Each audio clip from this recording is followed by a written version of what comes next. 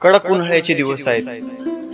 त्या तप्त अशा उन्हामध्ये श्रावणबाळ आपल्या आई वडिलांना खांद्यावर जी डोली आहे त्या डोलीवर पुढे आई पाठीमागं वडील घेऊन जात आहे. किर्र उन्हाळा असल्यामुळं श्रावणबाळाच्या आई वडिलांना तहान लागला. तहानेने व्याकुळ झालेल्या आई वडिलांनी श्रावणबाळाला सांगितलं, बाळा आम्हाला तहान लागली आहे, तू पाणी पाजा. श्रावणबाळाजवळ पाणी नव्हतं. इकडं तिकडं आजूबाजूला पाणी कुठं मिळतं का या उद्देशाने श्रावणबाळाने ती डोली खाली टेकवली आणि पाण्याच्या दिशेने श्रावणबाळ जवळच एक तलाव दिसला. त्या तलावामध्ये श्रावणबाळ पाणी घेत आहे. शिकारीसाठी निघालेले दशरथ राजा कोणीतरी व्याघ्र किंवा हरिण या ठिकाणी पाणी पिण्यासाठी आलावा या उद्देशानं बाण मारला आणि तो बाण श्रावणबाळाला लागला. बाण लागल्यानंतर श्रावणबाळाचा आवाज आल्यानंतर दशरथ राजा त्या ठिकाणी पोहोचले आणि श्रावणबाळांनी दशरथ राजाच्या मांडीवरती प्राण सोडण्यापूर्वी दशरथ राजाला विनंती केली, महाराज माझी ही शेवटची इच्छा आहे, माझ्या आई वडिलांना तुम्ही पाणी पाजा. श्रावणबाळाला त्या ठिकाणी ठेवून दशरथ राजा एका मडक्यामध्ये पाणी घेऊन श्रावणबाळाच्या आई वडिलांना पाणी पाजण्यासाठी ज्या ठिकाणी ते होते त्या ठिकाणी गेले. परंतु त्यांना आपला मुलगा आला नाही हे लक्षात येताच त्यांनी म्हटलं, कोण आहात तुम्ही? दशरथ राजांनी पाणी द्यायचा प्रयत्न केला पण ते पाणी घेत नव्हते. आपला बाळ नाही, कोणीतरी दुसरी व्यक्ती आहे हे त्यांच्या लक्षात आलं.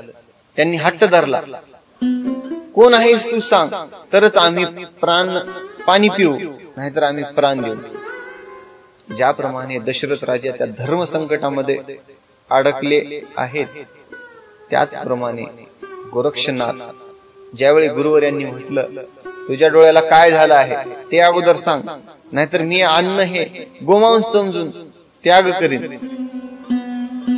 गोरक्षनाथाची आणि मच्छिंद्रनाथाची आपल्या गुरुसाठी डोळा दिलेली जी कथा आहे काल आपण ऐकली. आजच्या अध्यायामध्ये मातीच्या पुतळ्यामधून गहिनीनाथाचा जन्म आजचा अध्याय आहे. चंद्रगिरी गावामध्ये मच्छिंद्रनाथांनी गोरक्षनाथाला सगळ्या विद्यामध्ये निपुण करून गोरक्षनाथाला कृतकृत्य केले. लहान बाळाला काय शिकवावं आमचा सनातन धर्म सांगतो. आमच्या सनातन धर्माचं जे वैदिक ज्ञान आहे ऐका. गोरक्षनाथाला मच्छिंद्रनाथांनी 5 विद्यामध्ये निपुण केलं. गोरक्षनाथाला शास्त्राचं ज्ञान दिलं, पोहायला शिकवलं. गोरक्षनाथाला धनुर्विद्या शिकवली, संगीत विद्या शिकवली, त्याच्यानंतर अश्वारोहण शिकवलं, धनुर्विद्या शिकवली. त्यानंतर सगळ्या या शास्त्राचं ज्ञान दिलं, ज्योतिष विज्ञान शिकवलं. किती महान आहे आमचा सनातन धर्म. लाखो वर्षापासून चालत असलेला हा सनातन धर्म या 21व्या शतकामध्ये विज्ञानाला इतकी सारी उपकरणं लागतात. चंद्रग्रहण आणि सूर्यग्रहण, त्यांचं कॅल्क्युलेशन, त्यांचा अचूक मोजमाप काढण्यासाठी आमचा हजारो वर्षापासून चालत असलेला हा सनातन धर्म 2050 मध्ये सूर्यग्रहण किती वाजून किती मिनिट आणि किती सेकंदांनी सुरू होईल आणि कधी संपल, वेद कधी सुरू होतील हे सुद्धा आमच्या ज्योतिष विज्ञानांनी, ज्योतिषशास्त्रांनी एवढा याचा परिपूर्ण अभ्यास केलेला आहे. आम्ही सगळ्या जगाला ज्ञान दिलं. त्या ज्योतिषशास्त्रामध्ये सुद्धा मच्छिंद्रनाथांनी गोरक्षनाथाला निपुण केलं. विश्व आणि विश्वांभर यांच्यामध्ये कसं ऐक्य सामावलेलं आहे सांगितले. चर आचर या पृथ्वी तलावरती जेवढ्या या मृत आणि जिवंत वस्तू आहेत सगळ्या या चराचरामध्ये भगवंत कसा व्याप्त आहे हे ज्ञान गोरक्षाला सांगितले. जे जे दृष्टीसी दिसे भूत ते ते मानी जे भगवंत, ही भावना गोरक्षाच्या मनामध्ये रुजवली. ब्रह्मामध्ये ऐक्य झाल्यानंतर समरसता कशाप्रमाणे निर्माण होती याही गोष्टीचा बोध दिला. कोकशास्त्र सांगितलं, मीमांसा सगळ्या या शास्त्रामध्ये निपुण केलं. आमचा सनातन धर्म सांगतो आपल्या लहान बाळाला काय शिकवावं, प्रत्येक कला शिकावं, पोहायला शिकवावं, संगीत शिकवावं, त्याला वाद्य वाजवायला शिकवावं, सगळ्या या अष्टविद्यांमध्ये त्याला निपुण करावं, त्याला कवित्व कसं करावं, कवित्व सुद्धा नाथांनी शिकवलं. यासाठी आमचा धर्मग्रंथ, आपल्या धर्मग्रंथाचं ज्ञान मुलांना का द्यावं? धर्मग्रंथाचं ज्ञान आपल्या मुलांना दिलं तर ते मुलं नास्तिक न होता आस्तिक होतील. जर देव आणि ईश्वर जर मानला, आई वडिलांना मानलं, तर ते पुढे चालून आई वडिलांचा सांभाळ करतील. जर नास्तिक झालं, त्यांना योग्य वेळी आपल्या धर्माचं ज्ञान जर नाही दिलं, तर ते नास्तिक होतील आणि त्याचा परिणाम असा होईल, देव काय धर्म काय असल्या गोष्टी तो मानणार नाही. कुठला देव, कुठला धर्म, कुठले आई वडील, मला जन्म दिला म्हणजे काय माझ्यावर उपकार केला का, ही शब्द आपल्या आई वडिलांना बोलेल, घरातून हाकलून देईल. त्यामुळं जोपर्यंत तो लहान आहे तोपर्यंतच त्याला आपल्या धर्माची, आपल्या नीतिमत्तेची शिकवण द्या. त्या मुलाला समजावून सांगा की जे आपले जे केलेले हे जे कर्म आहे, चांगली किंवा वाईट कर्म, त्याचं फळ आपल्याला भोगावंच लागतं. आपल्या या जीवनामध्ये आई वडील किती महत्वाचे आहेत. जन्म देणारी माता, त्याचं पालन पोषण करणारे पिता, या दोन्हीचं काय महत्व आहे, शास्त्रांनी यांची काय वर्णन केलेली आहे, काय यांना उपमा दिलेली आहे, काय कर्तव्य आहे. बाळ लहान असतानाच त्यांना शिकवा, नाहीतर आपल्या बाळाला योग्य वेळी हे जे संस्कार दिले नाहीत तर तो म्हातारपणी त्याच्या आई वडिलांचा सांभाळ करणार नाही, तो वाईट मार्गावर जाईल. सनातन धर्म आहे, सत्य धर्म आहे. चांगले परिणाम, चांगलं आचरण आपल्या बाळाला देते. त्यामुळं शिक्षणाबरोबर आपल्या धर्माचंही तेवढंच ज्ञान द्या. आई बहिणींविषयी आदर करायला त्याला शिकवा, तरच तो खऱ्या अर्थाने जीवनाचे तत्व शिकून खऱ्या अर्थाने गुणवान आणि संपन्न होईल. कथेकडे वळूया. मच्छिंद्रनाथांनी कवित्व करायला शिकवलं गोरक्षनाथाला. कवित्व, शास्त्र आणि सगळ्या विद्यामध्ये निपुण केल्यानंतर गोरक्षनाथाला अस्त्रविद्या दिली. वेगवेगळे जे अस्त्र आहेत, अस्त्र कोणकोणते दिले? वज्रास्त्र, धुमास्त्र, पर्वतास्त्र, इंद्रास्त्र, त्यानंतर विभक्तास्त्र, स्पर्शास्त्र, नागास्त्र, वेगवेगळ्या प्रकारची सगळीच्या सगळी अस्त्रविद्या गोरक्षनाथाला दिली. गोरक्षनाथाला दिल्यानंतर आपली जी विद्या आहे, स्तवनास्त्राच्या मदतीने सगळ्या देवी देवतांना त्या ठिकाणी बोलावून घेतले. ज्या ज्या देवतांना मच्छिंद्रनाथांनी नागश्वाच्या ज्या झाडाखाली, वृक्षाखाली सगळे देवी देवता प्रसन्न करून घेतले होते. 52वीर, जळदेवता, अष्टभैरव, यक्षिणी, त्यानंतर सगळ्या या जे सिद्ध्या आहेत, सगळ्या सिद्ध्यांना स्तवन करून सगळ्या सिद्ध्यांचे, सगळ्या 52वीरांचं पाचारण केलं. नरसी, कालिका, ममदा, झोटिंग, त्याच्यानंतर महिषासूर, वेताळ, मारुती, सगळ्या वीरांना, सूर्य, चंद्र, रामचंद्र प्रभूंचं सुद्धा दर्शन दिलं. सगळ्याच्या जळदेवता होत्या. चामुंडा, रंडा, मुंडा, बलदंडा, सगळ्या चामुंडांना बोलवलं. सिद्धी, त्यानंतर ज्या कुमारी होत्या, यक्षिणी, कुमारी, धंदा, नंदा, लक्ष्मी, बाला, प्रज्ञा, मंगला, विमला. त्याच्यानंतर ज्या सिद्धी होत्या, अनिमा, लघिमा, गरिमा, महिमा आणि आदी, सगळ्या सिद्ध्यांना बोलवून घेतलं. सगळ्या सिद्धींनी गोरक्षनाथाला आशीर्वाद दिला. आपल्या शिष्यावरती सगळ्या देवी देवतांना प्रसन्न करून मच्छिंद्रनाथांनी परिपक्व असं केलं. परंतु ज्यावेळी देवी देवता प्रसन्न झाल्या त्यावेळी देवी देवतांनी सांगितलं, मच्छिंद्रनाथा, गोरक्ष आता सगळ्या विद्यांमध्ये निपुण झालेला आहे, परंतु जोपर्यंत हा तपश्चर्या करणार नाही, तपश्चर्याला बसणार नाही, तोपर्यंत याच्यामधलं तेज आणि याच्यामधलं बल वाढणार नाही. तपानं तेज आणि बल वाढतं.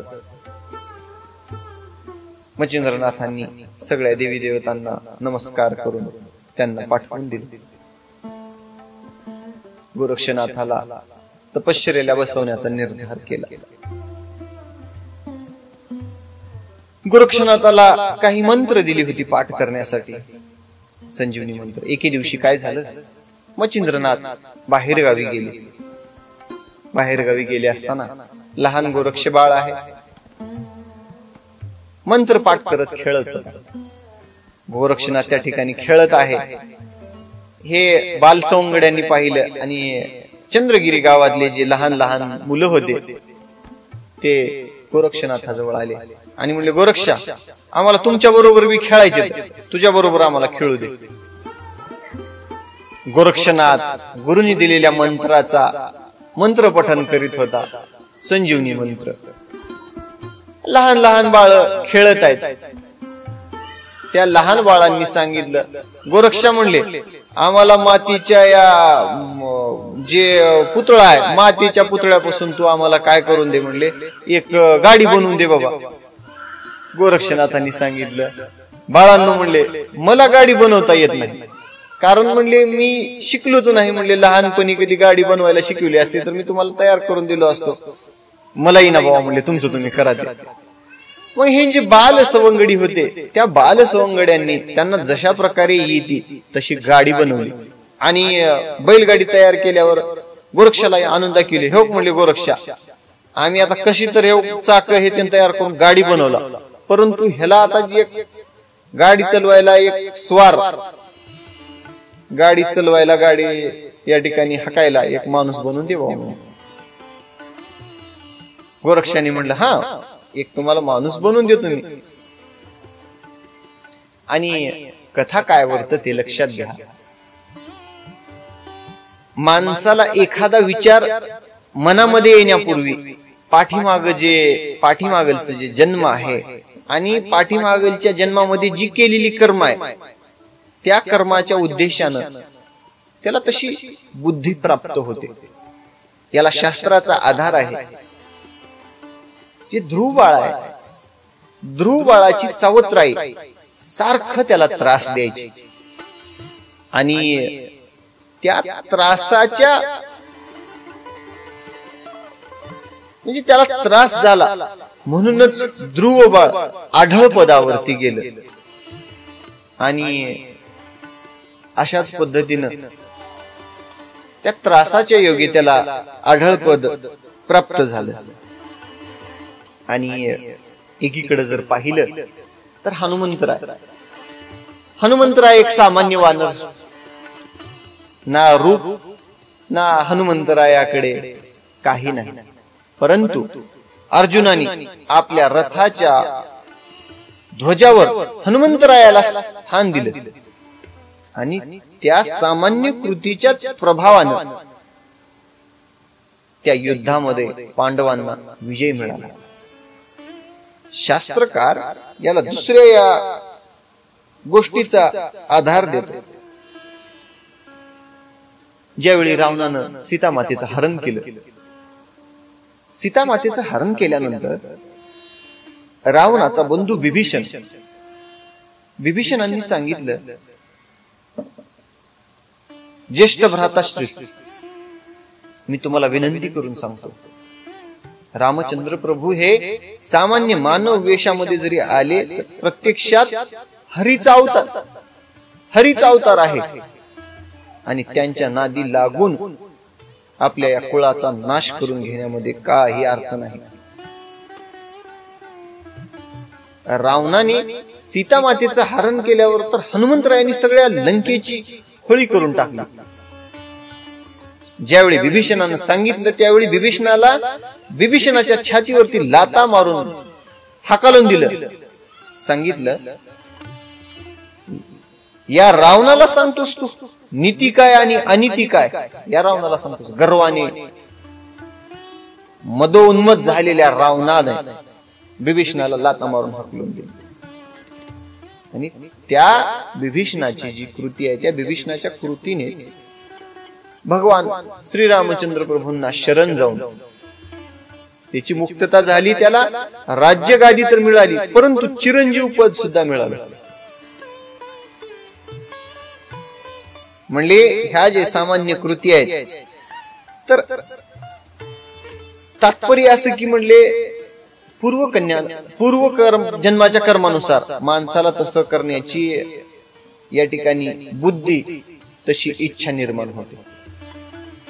या ठिकाणी करभाजन ऋषीनी या संजीवनी मंत्राच्या साह्यानं जन्माला यायचे हे अगोदरच मातीच्या पुतळ्यामध्ये, कर्दम पुतळा याच्यामध्ये जन्माला यायचे अगोदरच ठरलं होतं. लहान लहान सवंगड्यांनी ते चिखलाचा गोळा गोरक्षाच्या हातात दिला. गोरक्षाने गोळा बनवलेला आहे. थापटून थापटून थापटून त्याला डोकं तयार केला, त्याला बारीक बारीक डोळे तयार केला, असं करून त्याला नाक तयार केला. लहान छोटीशी अशी त्या चिखलाला दाबून दाबून हनोटी तयार केला. डोकं तयार झालं. नंतर त्याला शरीराचा आकार दिला. लांब असं थापटून थापटून हात बनवला. परंतु ती कृती करत असताना संजीवनी मंत्र घोकंपाट चालूच आहे. संजीवनी मंत्राचा प्रयोग चालूच आहे. गुरुने दिलेला मंत्र होता त्याचा म्हणजे पाठ करत होता, घोकंपट्टी करत होता. संजीवनी मंत्र चालू आहे आणि बनवत बनवत बनवत पुतळा हात तयार झाले, पाय तयार झाले. त्याच वेळी करभाजन नारायणांनी त्या कर्दम पुतळ्यामध्ये प्रवेश घ्यायचा हे अगोदरच ज्यावेळेस भगवान श्रीकृष्णांनी सगळ्या नवनारायणांना बोलवलं होतं त्यावेळी करभाजन नारायणाला सुद्धा सांगितलं होतं की तुम्ही या कर्दम पुतळ्यामध्ये संचार करायचा. गोरक्षनाथ पुतळा बनवत आहे त्याच संधीचा करभाजन नारायणांनी फायदा घेतला आणि त्या पुतळ्यामध्ये संचार केला. आता साक्षात करभाजनाचा संचार झाल्याबरोबर त्या पुतळ्यामध्ये अस्थि, रक्त, मांस, त्वचा तयार होऊ लागली. हळूहळू हळूहळू पुतळा तयार करू लागले, त्याला थापटू लागले, चिखलाचे गोळे तयार करून हात पाय सगळं तयार करू लागले. मध्ये रक्त तयार झालं, रक्ताचा संचार झाला. हाड, रक्त, मांस, अस्थि, मज्जा सगळं तयार झाल्यावर सगळे ते सवंगडी बघलाले आणि बघत बघत बघत त्या मातीच्या पुतळ्याचं एका लहान बाळामध्ये रूपांतर झालं आणि ते बाळ मोठमोठ्यानं रडू लागलं. करभाजन नारायणाने गहिनीनाथाच्या रूपाने या ठिकाणी जन्म घेतला. करभाजन नारायण की जय. लहान बाळांनी तो आवाज ऐकला आणि भूत झालं रे बाबा. गोरक्षानं भूत तयार केलं, गोरक्षानं भूत तयार केलं म्हणून सगळेच्या सगळे लहान लेकर गोरक्षनाथ सगळेच्या सगळे पळून गेले. आताच मातीचा पुतळा होता आणि लेकरू तयार झालं, भूत तयार झालं. भूत भूत भूत भूत म्हणून पळाले. लहान लेकर पळून जात असताना तिकडून मच्छिंद्रनाथ येत होते. मच्छिंद्रनाथांनी बघितलं, लेकर घाबरून पळाले. त्या लेकरांना थांबविलं. ए लेकर हो, का बर पळाला रे म्हणलं. त्याच्यातल्या एकानं सांगितलं, एक जरा शान होतो, त्यानं म्हणलं, महाराज आज काय झालं काय सांगाव तुम्हाला. आम्ही मातीचं माणूस तयार करायला तो, मातीचं लेकरू बारक तयार करायला तो आम्ही गाडीवर बसवायला. माणूस गोरक्ष तयार करू लागलो आम्ही बघलालतो तर त्याच्यातून भूत निघालं आणि ती भूत मोठ्या मोठ्यानं रडलाले. आम्ही इकडे पळून आला, गोरक्ष यायला नाही. बहुतेक त्या भूतानं गोरक्षनाथाला खाऊन टाकलं. त्या लहान बाळांनी मच्छिंद्रनाथाला सांगितलं आणि मच्छिंद्रनाथाने म्हणले, कुठं? चला बरं दाखवा मला ते ठिकाण. आम्ही ना रे बाबा म्हणले, तसल्या त्या भूताच्या जागेवर आम्हाला जाऊन काय राहायचं नाही का म्हणले. न ग बाबा, आम्हाला अगोदरच लय भेव वाटले रे बाबा, आम्हाला भेव वाटला, आम्ही जाईना तिथे. मच्छिंद्रनाथांनी त्या लहान बाळांना म्हटलं, अरे म्हणले तुम्ही तिथे जवळ येऊ नका, मला लांबून तर दाखवा ती कुठं आहे. लांबून दाखविल्यावर कसं बस जड अंतकरणाने म्हणले, बर ठीक आहे म्हणले, आम्ही लांबून दाखवतो. त्याच्यापैकी 2 जण मच्छिंद्रनाथाबरोबर झालेली घटना झालेल्या ठिकाणापर्यंत मच्छिंद्रनाथाला त्या ठिकाणी आणलं आणि लांबच थांबले. तेवका म्हणले, तिथं भूत आहे बर का म्हणले, जपून जावा, गोरक्षाला खाल्ले, तुम्हाला बी खाऊन टाकेल बघा भूत ती म्हणून. मच्छिंद्रनाथांनी डोळे झाकून काय प्रकार आहे हे पाहिल्याबरोबर त्यांना क्षणार्धात लक्षात आलं की करभाजन नारायणाने गहिनीच्या रूपाने त्या मातीच्या पुतळ्यामध्ये संचार केलेला आहे. मच्छिंद्रनाथ त्या लहान बाळाजवळ आले आणि दिव्य आणि बालार्क एखादा सूर्योदयाच्या वेळी तो सूर्य दिसणारा कसा अर्क, कसा तेज त्या सूर्यामध्ये असत, कसा दिव्य आणि तेजस्वी पुत्र दिसला. आणि पुत्र दिसल्याबरोबर गोरक्षनाथाच्या लक्षात आलं, हा करभाजन नवनारायण आहे आणि या करभाजनाने या पुतळ्यामध्ये संचार केलेला आहे.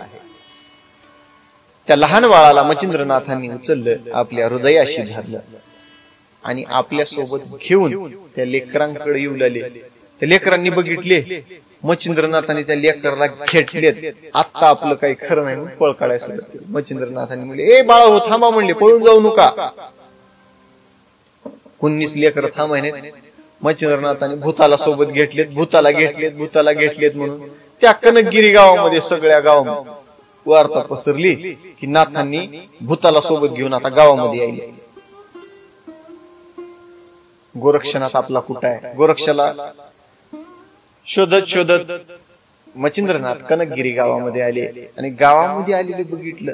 आता कुठल्या घरामध्ये आहेत बघायला जावं म्हणलं, तिथली लेकरं भिवू लागली. लेकरं भिवू लागल्यावर त्या गावातल्या काही माणसांनी मच्छिंद्रनाथाला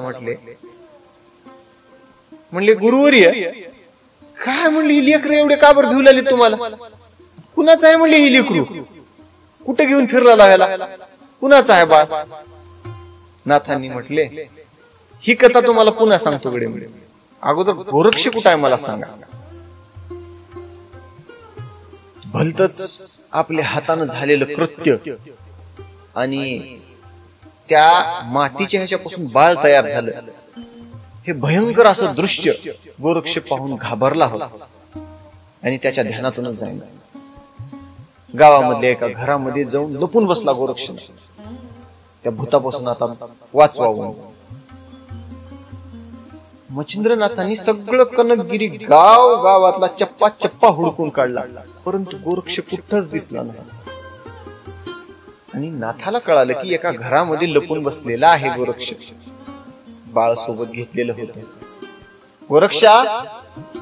गोरक्षा असं हाक मारत अख्ख्या गावामध्ये फिरत आहे. त्या घराजवळ येऊन पोहोचले ज्या घरामध्ये गोरक्ष लपून बसला होता.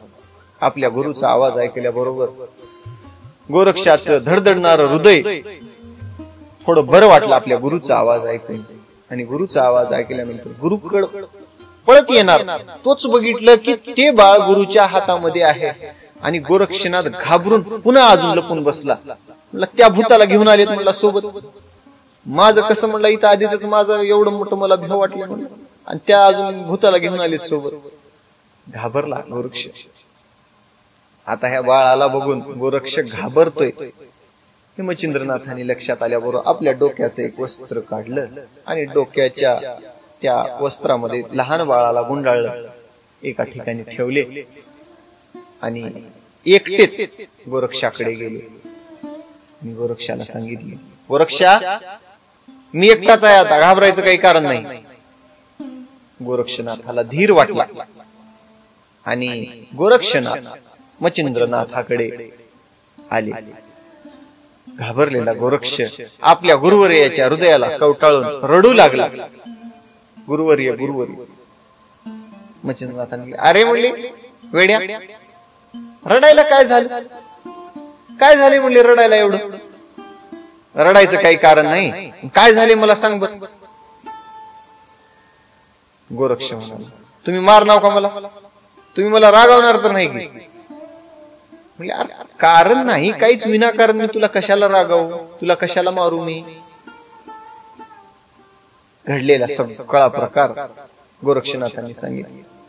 गुरुवर्य मातीचा पुतळा मी तयार करू लागतो, थापटून थापटून त्याला हात पाय सगळं बनवू लागलो, भूत तयार झालं. नाथ हसले आणि सांगितलं गोरक्षा ते भूत नाही, जसा गोवऱ्यामधून त्या उकंड्यामधून उकिरड्यामधून जसा तुझा जन्म झाला तसाच करभाजन नारायणाने या मातीच्या पुतळ्यामध्ये संचार केलेला आहे. जसा तू जन्माला आलास की तू पुतळा तयार करत असताना संजीवनी मंत्र घोकत होतास आणि संजीवनी मंत्राच्या प्रभावाने त्या पुतळ्याचं रूपांतर मनुष्यामध्ये झालं. त्याच्यामध्ये भिण्यासारखं काय कारण आहे, आणि ते भूत नसून ते करभाजन नारायण आहे असं सांगितल्याबरोबर गोरक्षनाथाला धीर वाटला. गोरक्षनाथ शांत झाले आणि त्यांच्या जी अवताराची कथा आहे ते नाथांनी गोरक्षाला सांगितल्यावर घाबरण्याचं काही कारण नाही असं सांगितले. आणि गोरक्षाला घेऊन त्या बाळाकडे घेऊन गेले. लहान बाळ मच्छिंद्रनाथांनी आपल्या हृदयाला धरून चालत आहेत. बघत बघत बघत बघत सगळ्या त्या कनकगिरी गावामध्ये वार्ता पसरली.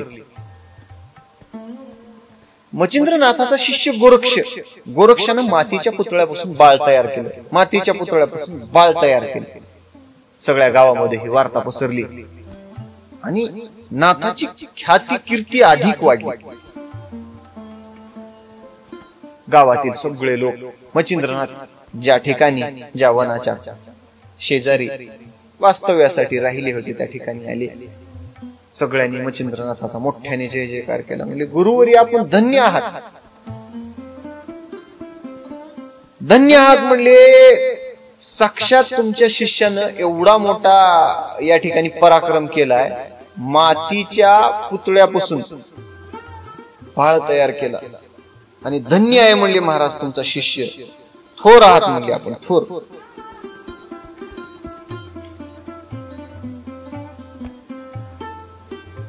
आणि मच्छिंद्रनाथाला म्हणतात तुम्ही शुक्राचार्यापेक्षा सुद्धा श्रेष्ठ आहात. दैत्यगुरु शुक्राचार्याने मृत जीवामध्ये संजीवनी मंत्राचा जप करून त्याला जीवदान दिलं होतं, परंतु तुम्ही तर मातीच्या पुतळ्यापासून बाळाला जन्माला घातला. ब्रह्मदेवाने सृष्टी निर्माण केली, ब्रह्मदेवापेक्षाही तुम्ही श्रेष्ठ आहात. तो विधीचा विधाता आहे, त्याला प्रतिसृष्टी निर्माण करण्यासाठी सगळ्या या गोष्टीची रचना करावी लागते, परंतु या मातीमध्ये चैतन्य निर्माण करण्याचं सामर्थ्य केवळ आणि केवळ तुमच्यामध्येच आहे. पर म्हणले गुरुवर्य हे झालं म्हणले आता बाळाचं, आता काय करता म्हणले या बाळाचं. आणि मच्छिंद्रनाथांनी सांगितलं मी म्हणले जसं गोरक्षाला मी सोबत घेऊन फिरतो तसंच ह्याला घेऊन फिरन.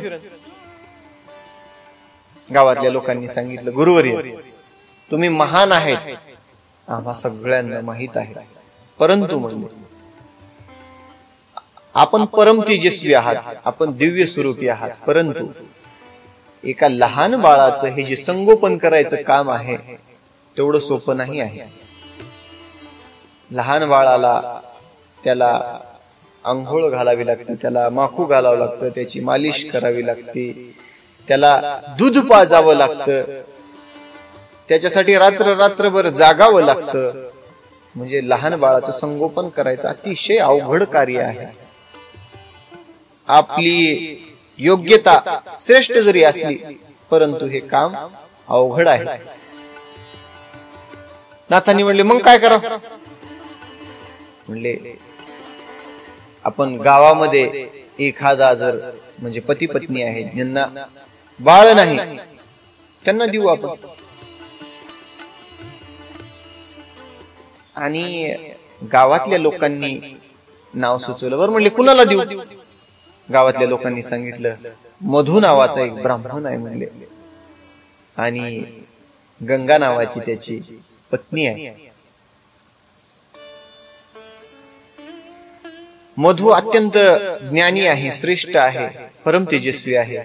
गंगा ही पतिव्रता आहे, सुंदर आहे, परंतु त्या दोघालाही मूलबाळ नाही, संतान नाही. आपल्याला लेकरू नाही म्हणून सारखं त्यांचा जीव हळहळ करीत असतो. दुसऱ्याचे लेकर बघितले की अंतःकरण त्यांचं होरपळून जात. दुसऱ्याचे लेकर हसताना, खेळताना, चलताना, फिरताना पाहिली की आपल्याला बाळ नाही ही जाणीव त्यांचा जीव आतून मारून टाकते. आणि म्हणले त्यांना संगोपन करण्यासाठी आपण हे बाळ द्यावं. ग्रंथकर्ते या ठिकाणी उपमा देतात की त्या मधूचं आणि त्या गंगेचं नाव कसं सुचावं. ज्याप्रमाणे कौरव पांडव विटी दांडू खेळत होते आणि कौरव पांडव विटी दांडू खेळत असताना त्यांची विटी इट्टी एका विहिरीमध्ये पडली आणि त्यांची विट्टी विहिरीमध्ये पडल्यामुळेच द्रोणाचार्य जे गुरु आहेत त्या द्रोणाचार्य गुरुची दरिद्रता हरपली. किंवा दुसरं उदाहरण देऊन सांगतात इंद्राला श्राप मिळाला. इंद्राला श्राप लागल्यावर स्वर्गामधली जी सगळी संपत्ती होती सगळीच्या सगळी संपत्ती पाण्यामध्ये पडली. आणि पाण्यामध्ये पडल्यावर आता काय करावं, आता काय करावं. त्या कारणामुळे समुद्राचं मंथन केले देवी आणि दैत्यांनी. सगळ्या देवा दैत्यांनी समुद्र मंथन केले आणि समुद्र मंथनामधून त्यांना अमृत कुंभाचा लाभ घडा प्राप्त झाला, अमृत मिळालं. त्याचप्रमाणे त्या गावकऱ्यांना त्या गंगेची आणि मधु नावाच्या त्या दोघा दाम्पत्याची आठवण व्हावी, तसा त्यांचा भाग्योदय व्हावा, अशी उपमा ग्रंथकर्त्याने दिलेली आहे. मच्छिंद्रनाथांनी म्हणले बरं ठीक आहे, घ्या त्यांना बोलवून. त्या दोघा जोडींना गावातील लोकांनी बोलावून आणलं आणि बोलावून आणून मच्छिंद्रनाथासमोर थांबवलं. नाथांनी सांगितलं हे बघा, हे सुंदर गोंडस साक्षात करभाजनाचा अवतार असलेलं हे बाळ आणि ह्या बाळाच्या या गहिनीसारख्या रत्नाला मी तुमच्या ओटीमध्ये टाकत आहे. त्यांची अगोदर योग्यता जाणली, त्यांची योग्यता दिसल्यानंतरच बाळाला त्यांच्या ओटीमध्ये देण्याचं नाथांनी ठरवलं. दोघांनीही मान्य केले. आणि त्यानंतर मच्छिंद्रनाथ सांगतात की हा सामान्य बाळ नसून, हा सामान्य पुरुष नसून, ज्यावेळी भगवान शंकर निवृत्तीनाथाच्या रूपाने या पृथ्वी तलावर अवतार घेतील त्यावेळी प्रत्यक्षात हा भगवान शंकरावर अनुग्रह करणार आहे. गहिनी प्रसादे निवृत्तीदातार हरिपाठामध्ये आपण म्हणतो की नाही, आदिनाथ गुरु सकळ सिद्धाचा मच्छिंद्रदयाचा शिष्य. मच्छिंद्राने बोध गोरक्षासी केला आणि गोरक्ष वळला गहिनीप्रती. गहिनी प्रसादे निवृत्तीदातार आणि ज्ञानदेवा सार चोजवी. हा साक्षात भगवान शंकरांना निवृत्तीनाथाच्या रूपाने पृथ्वीवरती अवतरित झाल्यानंतर त्यांना अनुग्रह देणार आहे. तेवढं हे परम तेजस्वी बाळ आहे. आणि हे सामान्य बाळ नसून या सगळ्या या त्रैलोक्यामध्ये ख्याती करणारं बाळ आहे. तुम्ही याचं संगोपन करा. असं म्हटल्यानंतर त्या बाळाला कुरवाळलं आणि बाळाला कुरवाळून आपल्या हातामध्ये जी मंत्रविभूती बाळाच्या कपाळाला लावली, सगळ्या सर्वांगाला विभूती लावली. मच्छिंद्रनाथांनी मोहनास्त्र बाळाच्या गळ्यामध्ये बांधलं आणि ते बाळ त्या मधु आणि गंगे या दाम्पत्याच्या ओटीमध्ये टाकलं आणि ओटीमधून टाकून सांगितलं, याचं नाव गहिनी असं ठेवा आणि गहिनी नाव ठेवून याचा सांभाळ करा. पहिलं नाव ठेवलं गुरुवर्यांनी. गंगा होती पतिव्रता, ज्ञानी होती बरं का. तिच्या मनामध्ये एक प्रश्न आला आणि आपला प्रश्न मच्छिंद्रनाथाला बोलून दाखवावं या उद्देशाने ती म्हणाली, गुरुवर्य, आपण म्हणतोय की 12 वर्षापर्यंत या बाळाचं संगोपन करायचं आहे, 12 वर्ष या बाळाला सांभाळायचं आहे. आणि लोक मला काय म्हणतील 12 वर्षानंतर, ज्यावेळी हा निघून जाईल त्यावेळी आमची अवस्था काय होईल? 4 दिवस एखादी जर पुत्र पाळलं आणि पुत्र पाळल्यानंतर काही अनावधानानं काही होऊन पुत्र किंवा मांजर एखादा प्राणी मरून गेल्यानंतर आपला जीव हळहळ करतो, वाईट वाटतं. आणि म्हणले या बाळाला तर आपलं दूध पाजवून आपला लळा लावून मायेनं अंतकरणानं मोठं करायचं आणि ही जग काय म्हणल, मला भाडोत्री माता म्हणल आणि ते मला सहन होणार नाही. गुरुवर्या, 12 वर्ष मी याचा सांभाळ करून 12 वर्षानंतर तो जाईल ही भावना आत्ताच जर या ठिकाणी मनामध्ये आणली तर माझी अवस्था काय होईल? असं बोलत बोलत तिच्या डोळ्यामध्ये अश्रू तरळले.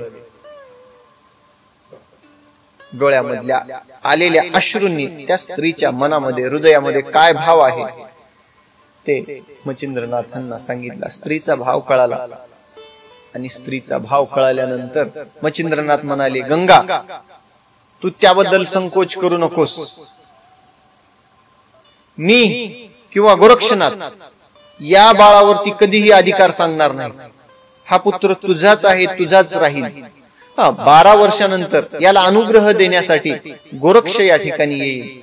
तेवढ्या काळापासून पुत्र तुझ्यापासून अनुग्रह होईपर्यंत दूर राहील, परंतु हा पुत्र तुमच्या दोघांचाच आहे, तुमचाच या पुत्रावरती अधिकार आहे असं नाथांनी अभिवचन गंगेला दिलं आणि सुखानं या बाळाचा सांभाळ करा असं म्हणून मच्छिंद्रनाथ त्या ठिकाणावरून निघून गेले. सगळ्या देवादिकांनी गोरक्षनाथाला तपश्चर्येला बसवा असं सांगितल्यानंतर मच्छिंद्रनाथांनी आपल्या गोरक्षनाथाला तपश्चर्येला बसवायचं या उद्देशाने गोरक्षाला आपल्या सोबत घेऊन गेले.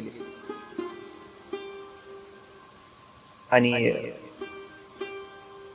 गोरक्षनाथाची परीक्षा बघितली की आपण हे जे दिलेल्या विद्या आहेत या विद्यामध्ये तो तरबेज झालाय का, निपुण झालाय का, किंवा त्या कितपत गोरक्षाला प्राप्त झाले. त्याची परीक्षा घेतल्यावर मच्छिंद्रनाथाला कळाले की या विद्यामध्ये गोरक्ष अजून कच्चा आहे.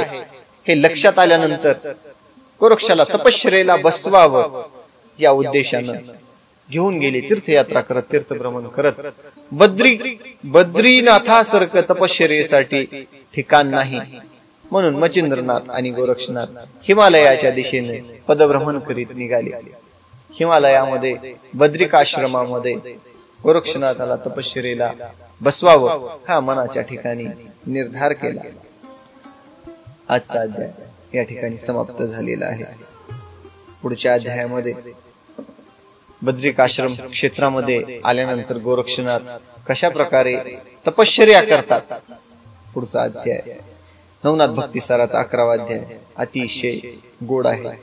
10व्या अध्यायाची ही जी फलश्रुती आहे, एखाद्याला जो स्त्री दोष झालेला असेल स्त्री दोष नाहीसा होईल आणि एखाद्याला जर ग्रहदोष झालेले असतील, कपट जाईल आणि एखाद्याची जर मुले जगत नसतील तर मुले होतील. या अध्यायाचं श्रवण पाठ पठन मनन केल्यानंतर या अध्यायाची फलश्रुती नवनाथ भक्तिसार या ग्रंथांनी सांगितलेली आहे. आजचा अध्याय कसा वाटला, आजची ही कथा कशी वाटली, आपल्या प्रतिक्रिया कमेंट मध्ये जरूर कळवा.